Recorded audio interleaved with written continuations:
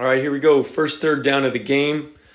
Unfortunately, BYU's back in a familiar position, third and a long distance here. Unable to pick up on first and second. We're stuck in third and 11. So, look, this concept, what it's going to be is they're trying to work this sail concept here. You can have a go, a post. When it's the post, a lot of the time it's referred to as a scissors concept. When you have this sail corner out and a post on the front side, usually you have a backside dig. That's exactly what BYU is running here. Both these backs out of the backfield are going to help on the edges in protection, and then they're going to get out. If their linebacker to their side blitzes, they're going to take him, but they can chip and get out to the flats. So I like the call here, and I do believe that there's an opportunity to have it. You can see that the defense sinks into quarters coverage, and then this flat defender starts to widen. Well, we're going to get in this space here, and the issue is timing here. Right here, you can see the defender's eyes getting to the backfield.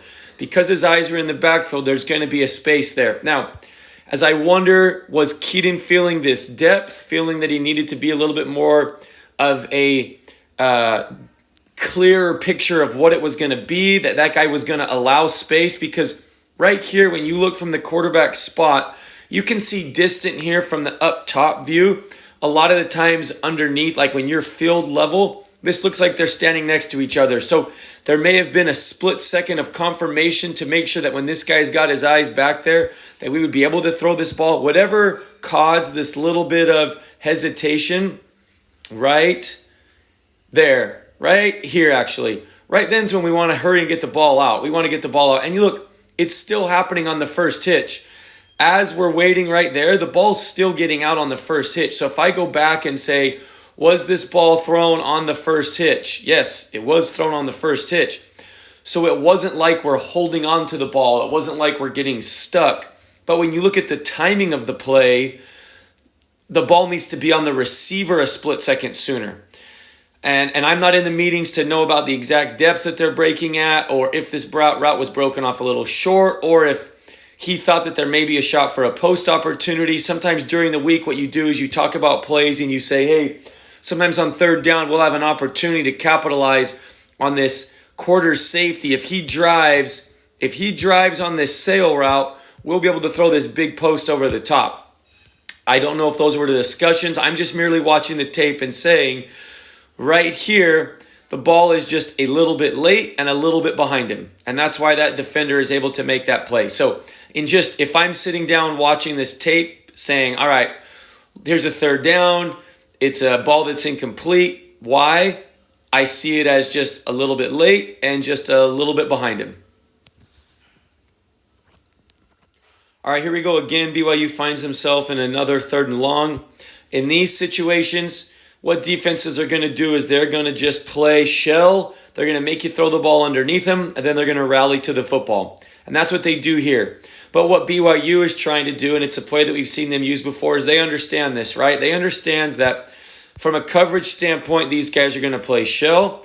If they're smart, they sink with depth. And then what they do is they rally to the football wherever that ball is thrown, and they catch them and they tackle the receiver in front of the sticks. So what BYU's trying to do here is they're going to run a shallow, and then on the front side, what they're trying to do is they're trying to get blockers up in front of all of those people that are going to rally to make the tackle. And what they're trying to do is they're trying to have the deepest defenders be the guys that have to run the farthest to then make the tackle. And so if you can block people up, if you can block these guys up, and then you can make somebody miss, you have a chance here. It's very similar to like throwing a screen, but what you're doing is you're using your receivers downfield. You're throwing a ball that is on or to behind the line of scrimmage. And as you can see, here are all the blockers upfield, and here's the space that is being given, right? And then now can I get into that space? Can I get into that space? And then when I get into that space, can I put it in somebody's hands that can make somebody miss? And that's what BYU is trying to do right here. And you see, they do a pretty decent job of getting some blocks. All these things are pretty good, but when you have a fast defense, they're going to rally to the football, they're going to make a play, and we're stepped short of the first down. All right, here we go. Jet sweep on 2nd and 4. Pretty good play design and execution. Let's talk through it. What they're trying to do here is, you've heard me say this before, in gap scheme, defenses, these guys are going to have to stay with their gaps as the offensive line moves. So what they do is to send the offensive line one direction. You see that these tight ends are going to go in an opposite direction, and they're going to leave this player right here unblocked. And what they're saying is they're going to beat this player with speed. They're going to get out here and they're going to block the 2 edge defenders, and then they're going to leave the deepest player. So watch this. What's going to happen? This works out perfectly. You can see BYU's offensive line move in this direction. You can see that guys that are having to keep their gaps as well as gap responsibilities, it's going to essentially move this area of the field away from the run. You leave the one isolated unblocked player, and you're going to beat him with speed. And then you're going to get up here on the front, and now watch this. There's 1, there's 2, and this is the player that has to make the tackle. And so everything is being executed. They use good speed, and we get all the way up first down. These plays, this is a really nice play. I like the design, executed well by the O-line, the edge blocking by the 2 tight ends. Really good job. And the thing, too, also, this was good execution on the defense's point. If you look at the safety, he's not waiting. Right here, he's not waiting to catch. He's saying, I know my position, and I got to come up, and as soon as this back gets through these blockers, he needs to meet him. And so this is well executed on their part as well, making contact there. All right, here we go. We're coming out of that jet sweep. We got a first down. Unfortunate sequence here of getting an interception right after that. I want to talk about the play, design, what's happening here. You have an inside slot fade. You have a 5-yard under. On the backside here, you have what's called spacing, where they're going to basically put a hook player over the ball. That's this player here. They're going to have a short hook outside and a flat player here. It's a spacing concept. So you have this inside fade, slot fade with an under. It's man coverage. Texas is given a man coverage. You can see this. Oh, sorry, guys. You can see this across the board here. It's man coverage. They're manned up. So this inside fade that we're going to get here, we're not going to take it because it's off coverage. But the nice thing is because it's off coverage here, this is great for that little 5-yard under. So what you're going to see is there's the 5-yard under. The inside slot fade is going to run his guy right there and make it difficult for this guy to play over the top. So you can't get this more open than this 5-yard under, right? It's an easy read. There's nobody there. If you look at the space that we're throwing into, this is easy. He's very open. It's a really good job by our receiver on the slot fade, making this defender run over the top when he's that far off. It's just unfortunate, though, that this right here, this guy is up in the air. You're not going to be able to throw around that guy. I tell quarterbacks all the time, like, you have to trust that the blocking in front of you is going to get people's hands down. And quite honestly, there's nothing you can do when a player on the rush right here puts his foot in the ground and jumps that high in the air. This is really difficult on offensive linemen. I know it's easy for people to say, well, man, he should get his hands down. As an offensive lineman pass setting right here, when that player stops, it makes it nearly impossible. I mean, I watched J.J. Watt do this all the time, even when we practiced against him at practice. There are players that they have a good feel for when they're coming on these blitzes and they feel the quarterback take a quick game drop. This right here, this is a quick game drop. When they see the quarterback set, they know I'm not going to get there for a sack. I'm not going to be able to put a potential hit on him. So it does me no good to run myself into this lineman. So what I'm going to do, I'm going to stop my feet and I'm going to get vertical. And I'm going to play a little basketball here. I'm just going to try to block this shot. And unfortunately, that's what happens. Ball gets tipped up and intercepted. All right, 2nd and 10. Just kind of want to talk about what's happening here with the protection. It's great that we get this quick throw out of Keaton's hands. We pick up some yards. Just want to talk about what Texas is doing here, why we have a free runner, and why it worked out well that we were able to get the ball here to Chase. So if you look at it, BYU is going to be in a 5-man protection. And what that means is it is just the 5 offensive linemen. Because we're in an empty set, 5-man pro. So Texas, what they're going to do is they have these guys walking up, right? And they may be trying to show pressure from this front side. The other thing that they're doing is they're taking this player that would be walked out as kind of an apex player over our number 2 here in slot. They're walking him up as well. So you're going to have to make an identification. If you notice, I'm going to count these 4 as the 4 down. And then so what happens when you have a 4 down, that means the offensive line can only take 1 of these 2 remaining backers. And so what you have to do is you have to make an identification of which way do you want the line to slide. Do you want the line to slide towards this backer, or turn is another term, turn towards backers? when I use the term slide, a lot of the times I talk about that being like a full slide.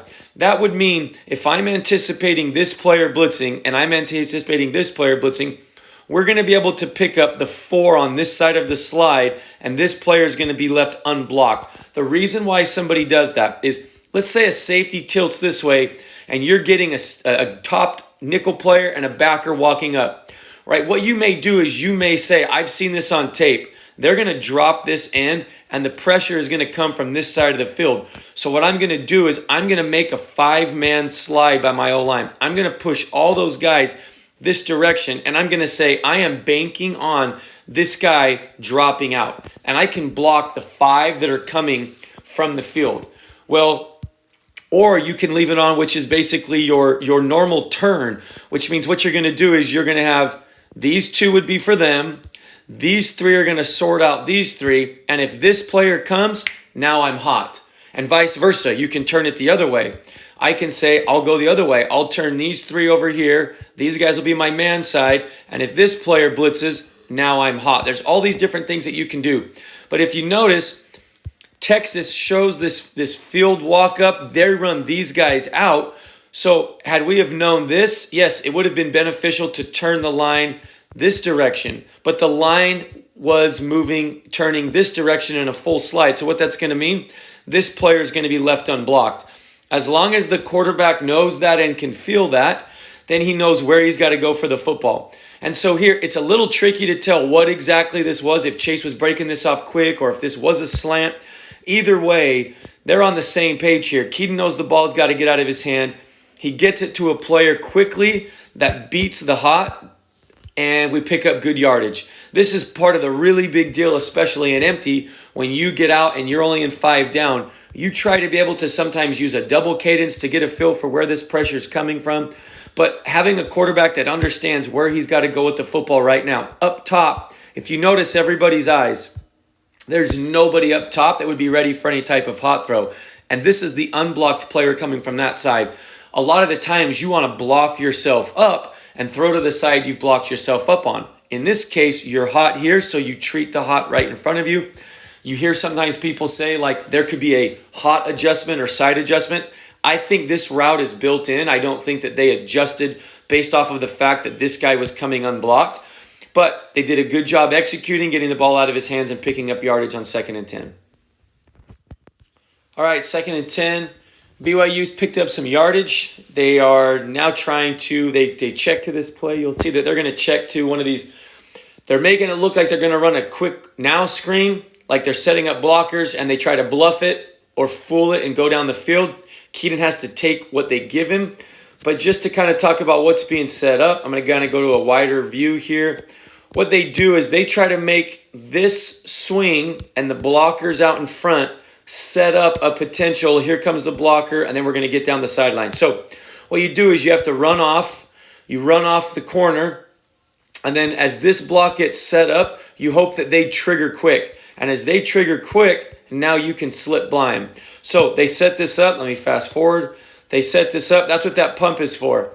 That pump right there, you can see this player. This is who we are trying to get to have his eyes in the backfield, and that he needs to feel, here comes the blocker. I see what BYU's trying to set up. They're trying to set up the swing screen, so I'm going to trigger. And when he triggers, that's the thing that we bluff him right there. This is selling the block. That's the bluff, and then you try to go by him. That's why Keaton's eyes go downfield. Right there downfield, he's looking to see, did we get them with the bluff, and did we beat them down the field? No, we didn't. Pocket's collapsing, so I got to take what they give me. And right here in space, you just hope. You hear this all the time. Can I make somebody miss in space? So you still get the ball to somebody in space. Can we make somebody miss and pick up yards? Like these type of plays, it's okay to try to take a shot on 2nd and 10 if you can be smart with where you get the ball out if it's not there, right? Forcing a ball downfield right there would have been bad, because then if it's incomplete, now you set yourself up for 3rd and 10. So I use this play just to show, like, this is when we talk about taking what they give. There was a potential shot play dialed up if we can get it to work. It's not there. So we take what the defense gives us, and now you have space. You have somebody with the ball in space. And this goes all the way back to Pop Warner days, right? Those little drills. Can I find a guy that I can put the ball in his hands? He can make somebody miss in space and pick up yards. And yards are picked up right here. and we should be set up for about 3rd and 5, somewhere in that range. I'll take those 3rd and 5s all the time over the tough ones that BYU's been in a lot of, 3rd and 9, 3rd and 10, 3rd and 11. All right, here we go, 4th and 2. BYU's getting in a personnel grouping that is being a little bit heavier. You're trying to get them in a position in the box that allows you to feel them potentially get downhill here. Now, one thing that's kind of unique here that Texas does, this shows the confidence that they have in their front right here. Staying in a shell look on 4th and 2. That means they are basically saying, we're good here. We feel pretty confident that we can have a chance to stop you inside with our 7 that are inside. We're also not concerned if you guys get this first down that we're not going to be able to bow up and potentially stop you guys again from getting the next first down. A lot of the times when you're in a personnel grouping, as you guys can see, looks like 3 tight ends right here. Most of the time that should dictate some type of single high rotation, them needing to get more guys in the box to match our guys in the box. But they don't, and it's fine. BYU executes well here. You can see from the play design that what they do is they got a seam route here, they got a corner here, they have a flat here. On the backside, they're going to run a slant. So Keaton does a really good job. He's going to turn just a little bit of action here. That little turn right here, if he can feel that these players stay inside, you can see the space that he can attack. So if he catches the ball and takes his eyes right to the slant, you're going to feel this player widen. So as he starts his eyes on the front side, I know it looks like his face mask is over here, but in his peripheral, he's going to be able to feel what's happening here. And if he feels movement there, he knows he has this space to throw the ball in. And so I like this right here. This was well executed. Puts his foot in the ground, throws a ball. Very nice pickup. You can see the space that's there. Again, Texas is in this soft shell coverage right here. They're saying, we're going to try to win inside here, and we're going to give space. BYU takes advantage of that space and has a really nice pickup on 4th and 2. All right, a really well-executed option play here on 1st and 10 by BYU. Nice job picking up some yards. The blocking was excellent. We'll just review it here. If you watch this edge, what they're trying to do is they're going to pass this edge and leave this player as the player that we're going to option off of, okay? That player, as we move past him and slide past him, you can see the blocks, how well they're going to be set up, okay? This is the very nice part right here. We get everybody on those blocks, and now watch this tackle as he gets to work downfield. So as Keaton pitches the ball here, although you see this player that's kind of like in the way, he's blocking that player, and this is who the option is working off of, that player there. So we option off of him. You can see how well the blocks are set up. We're set up there, we're set up there, we're there, we're there. This is really, really well executed. Tackle's going to get upfield. The other thing I love right here, this is a great job of staying on this block, getting on that block. Now watch him stay on this block, and watch as Zero tries to run off, and this player runs his feet to continue on the block. This is a really good job. All of these things make a difference. We got our tackle in front of us. We're staying on a block here. All of these things are the reason why we're able to pick up that extra yards right there. If I go back to it, this picture right here is so good. You see everybody on their blocks, and you see 78 getting to work up. And then right here, you can see how many players, if you watch the players behind him, and then watch right here, the players that are in front of him. And when I say behind him, I mean they are not going to be able to meet him at that spot. These angles are not going to get him there. And that's why I say they're behind him. I know that from our picture, they're not behind him. But with speed here, a player in this position is not going to get to that point. So in essence, I view him as behind him, right? And so you look at the players that could get to that spot. And that's what's nice, is that we have blocks on them with one extra blocker. And that's why it's such a good play for BYU. All right, 3rd and 6. BYU motions Isaac out. They're going to have a corner and double under to the top and a slant flat down here to the bottom. It's 3rd and 6. And I know watching it on TV, the easy thing would say, what are we doing throwing the ball behind the line of scrimmage and getting tackled behind the line of scrimmage? And so I just want to talk through kind of like what's happening here. Up top, you're getting this. You're getting corner and you're getting double under. down here to the boundary, you're going to be getting a slant and you're going to get the back out into the flat. You can see the defense is going to rotate to single high and they're going to play man. So what that means is you're going to see a rotation that goes here and they're going to be locked up in man coverage, and then you're going to have a linebacker here that's going to be on the back. Now, as this play kind of unfolds, there's a couple thoughts. Let's say that this man coverage is up a little bit tighter, right? These guys are walked up a little bit tighter. If that's the case, you're going to get to throw this corner ball if you like the matchup. If they blitz the backers, you also have a chance to throw one of these unders. But here in this case, they don't blitz the backers. They're leaving this player in the middle of the field as a plug player or wrap player. So these under routes, that first under is going to run right inside to a wrap player. So the under that you would take would have to be the outside under. But because the wrap player is moving to the field, you will have some space here to the bottom on the slant flat combination. So when you go your quick game drop, at this point right here, you're going to feel a player running and you're going to feel a slant coming behind him. You have to make a determination of where do you feel this player is. Is he running hard enough that I can throw this slant window behind him? Or does our running back out leverage him to the flat and we try to put the ball in our running back's hands to get him upfield? So the decision here, Keaton's feeling like this backer, when the decision's made right here when he's throwing, is still far inside of our slant. So I can take that flat route right now. Now, I don't think it was anticipated that the flat was going to be at an angle behind the line of scrimmage. Out of the backfield, you want to take an angle that takes you a little bit more upfield. If he's a little bit more upfield, maybe the feeling of where he's at could be a little bit different. I don't know. Sometimes you got to see a back view of all this. I'm just talking through it merely as somebody understanding here's what the concept is, here's what's going on the play, and here's likely why the decision to throw the ball in the flat happened. Because of where this defender is in relation to space on the field regarding the slant and leverage regarding the flat. You can take that throw if you feel like he's going to catch it and this player's inside in hopes that we turn upfield and it gives us a chance. The tough part about with the wrap player here in the middle is if you take your eyes right away to the slant flat, he's going to move in that direction. Now you have to make a determination of how tight will that window be if I decide to hold on to the football. Because if I decide to hold on to the football, I can't throw the slant right now. I have to wait a half a beat or a full beat to try to get this player to clear a little bit more to then try to throw into a window here. That half a beat that I wait, that makes now the space that this player moves in greater. And so the window in essence becomes smaller. And so that's what's happening on this play. I know it looks like, my goodness, we're trying to get something going in a game that we're behind. A critical third down. Again, BYU in a third down position.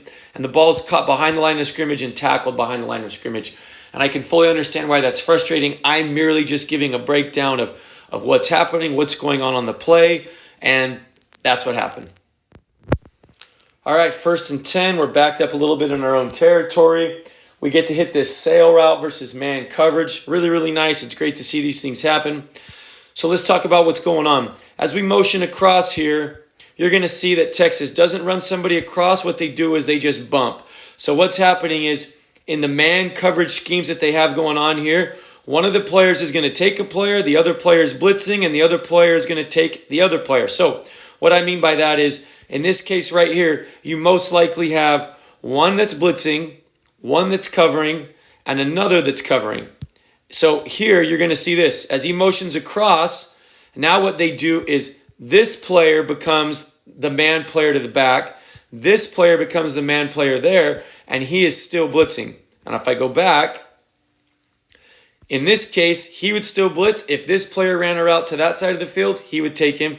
And if our back ran a route, he would take him. So you can see that once the motion happens, they just now say, instead of us going 1-2, we are now going 1-2. Okay, pretty easy. But it's man coverage, and so we have this sail combination. And so what that means is he's going to dive down inside. He's going to try to get leverage on this player, and then he's going to work that sail route. Once he realizes it's man coverage, he's got to try to not get lost so far inside where he's inside this player, because then he won't be able to get back out.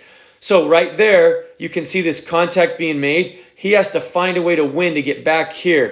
So Keaton is going to have to wait just a little bit. this little tempo at the top right here, he's tempoing his drop right here to give that player a little bit of time.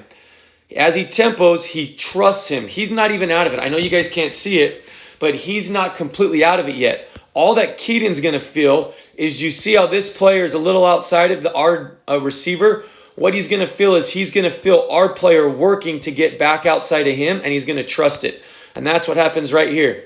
He feels it, he trusts it, he lets the ball go. And so it's man to man. It's just winning and beating that leverage, and our guy wins against that leverage, and we complete a ball for a really nice pickup right here.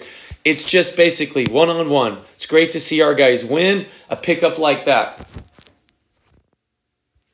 All right, this was a play that gave BYU some life here in the third quarter. Big play going up over the top on a big post, and an absolutely outstanding catch here at the finish. Let's talk about what's going on. You can see that BYU is going to be in this, they're going to be in this set where they're going to have up top two receivers, and you're going to get a double post concept up top. Double post concepts are attacking safeties. What they're trying to do is put a safety in a 2-on-1 bind. Isaac here is going to be running a sail route that he holds up because he feels a defender outside of him. So we have this play action fake. We're selling zone. We come around. Now right here out of the screen, what you can't see is this quarter safety. What they're going to do is this quarter safety is going to work inside with that post. And then what he does is he has his other quarter safety help that he essentially passes that post off to, and then he's going to spin around and try to make a play on the outside big post when it's in the air. When Keaton makes this decision, he feels this player working downward, with this inside post. So he takes the big shot over the top. The player that you see, we'll have it go. The player that you see right here, you can see it. This is that quarter safety that worked off the hash to come on the inside post. And what he's doing is he's recognizing that the ball was thrown over his head, so he's going to turn and run and make a play on the ball this way. It was actually a very athletic play for him to turn and run and get there. Now, pass interference, of course, and this catch was absolutely outstanding. Heading into the game, there were some, in the video clips I did, I talked about how plays like this have to be made in a big game. It's stuff like this where Keaton's making the right read.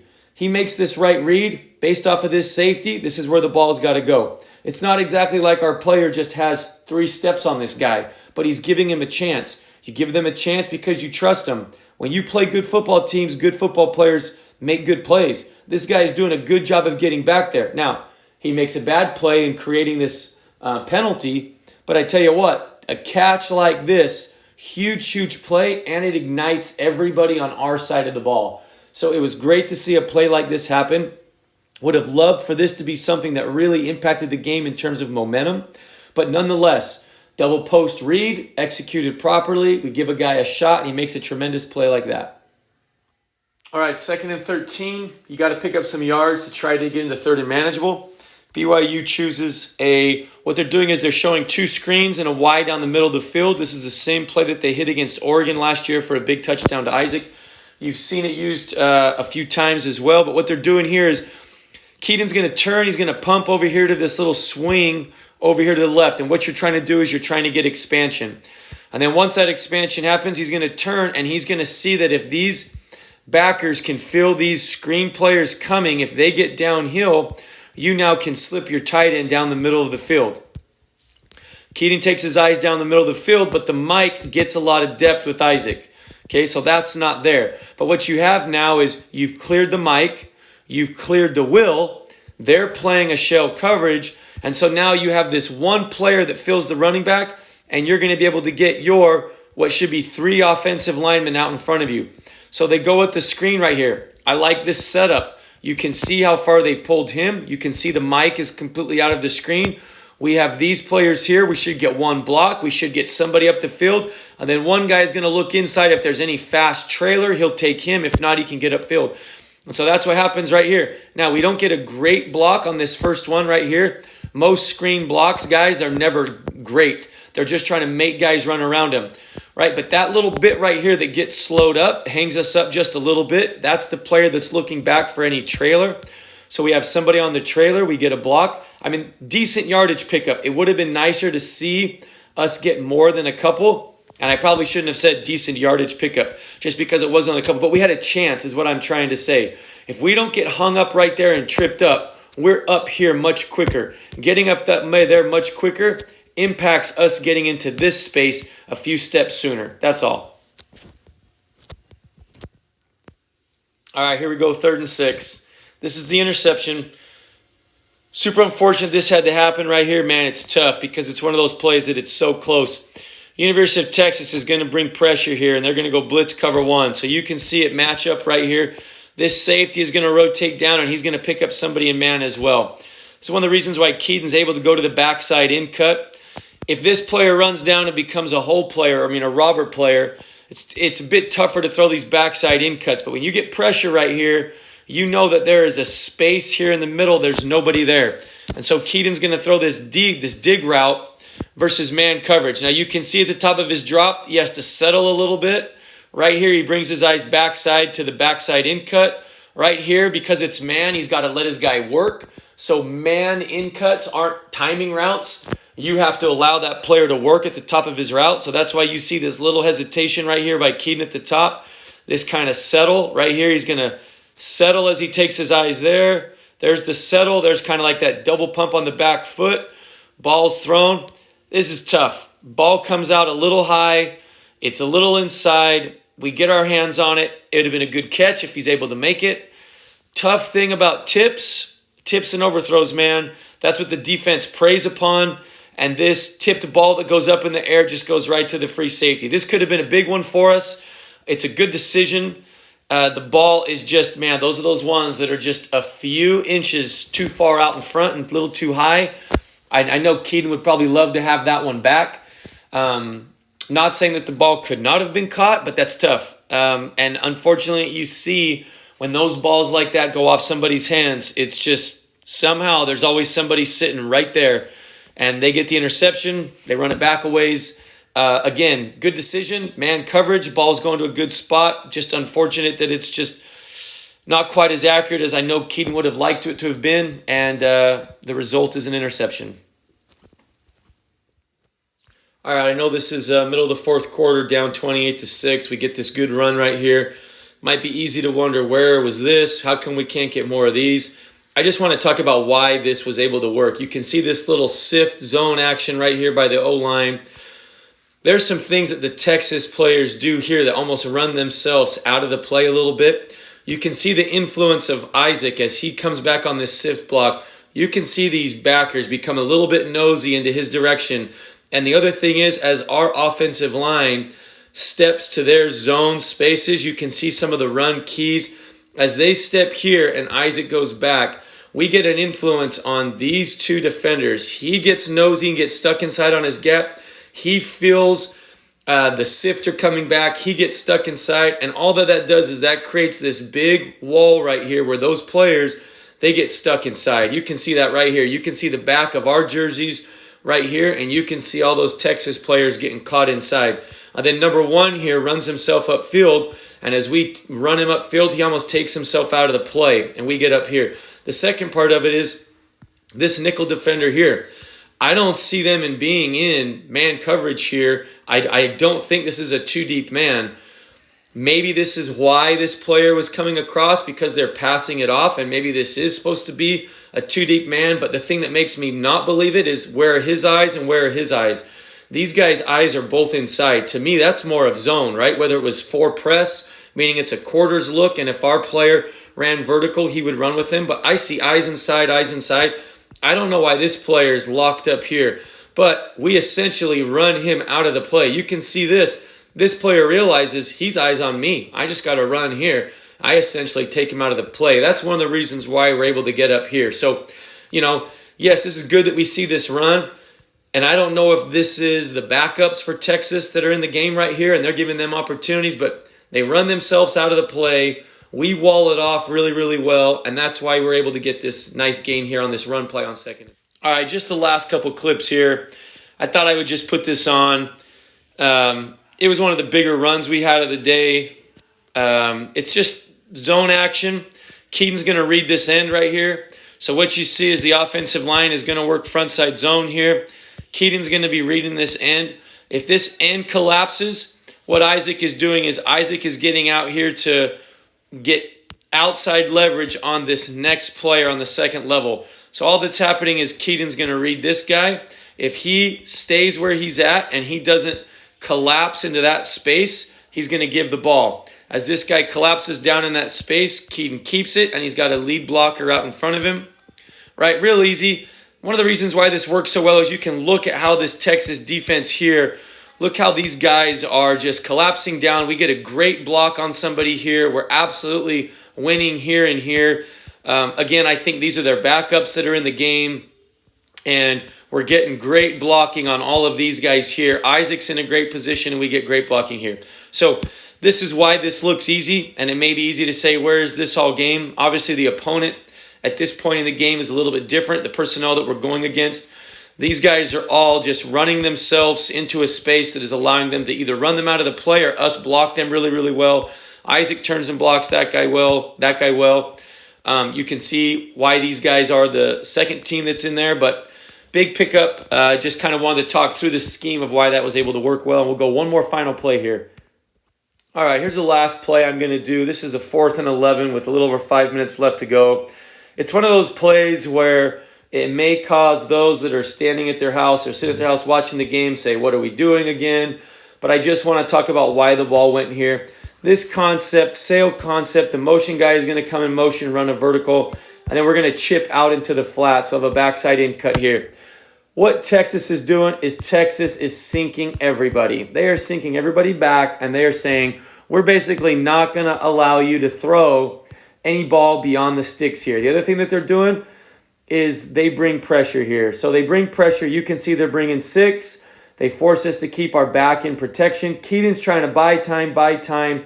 He's trying to give an opportunity for this player to get out so that hopefully it draws one of these players to the flat so that then we can throw the sail behind him. So what he's doing is he's buying time, hoping that something happens.